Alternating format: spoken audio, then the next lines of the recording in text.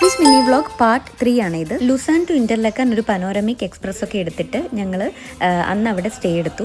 നമ്മൾ ഹോട്ടലിൽ ചെക്കിനൊക്കെ ചെയ്തിട്ട് നെക്സ്റ്റ് ഡേ മോർണിംഗ് നമ്മൾ നേരെ പോകുന്നത് ബ്യൂട്ടിഫുൾ വില്ലേജ് ആയിട്ടുള്ള ലോട്ടർ ബ്രണ്ണറിലേക്കാണ് കേട്ടോ. ലോട്ടർ ബ്രണ്ണറിലെ മെയിൻ ലാൻഡ്മാർക്കാണ് സ്റ്റോബക് ഫോൾസ്. അത് one of the highest free falling waterfalls in Europe ആണ്.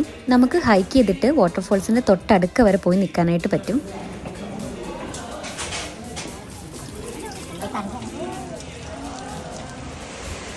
ഈ വാട്ടർഫോളിൻ്റെ തൊട്ടടുത്ത് തന്നെയാണ് ലോട്ടർ ബ്രണ്ണൻ വാലി. അതായത് വാലി ഓഫ് 72 വാട്ടർഫോൾസ് എന്നാണ് ഈ ഒരു വാലി പറയുന്നത്.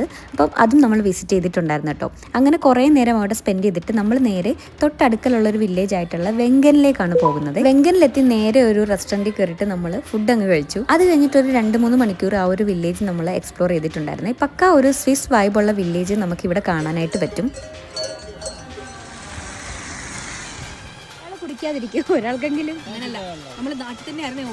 അങ്ങനെ വെങ്കൻ എക്സ്പ്ലോർ ചെയ്തിട്ട് നമ്മൾ നേരെ ഇന്റർലക്കാനിലേക്ക് തിരിച്ചു വന്നു. ഇനിയിപ്പോൾ നമ്മൾ പോകാനായിട്ട് പോകുന്നത് ഹാർഡർകമ്മിലേക്കാണ്. അതായത് ടോപ്പ് ഓഫ് ഇന്റർലക്കാൻ. യങ്ഫ്രോ ആണ് ടോപ്പ് ഓഫ് യൂറോപ്പ്. അതുപോലെ തന്നെ ഹാർഡർകം ആണ് ടോപ്പ് ഓഫ് ഇന്റർലക്കാൻ.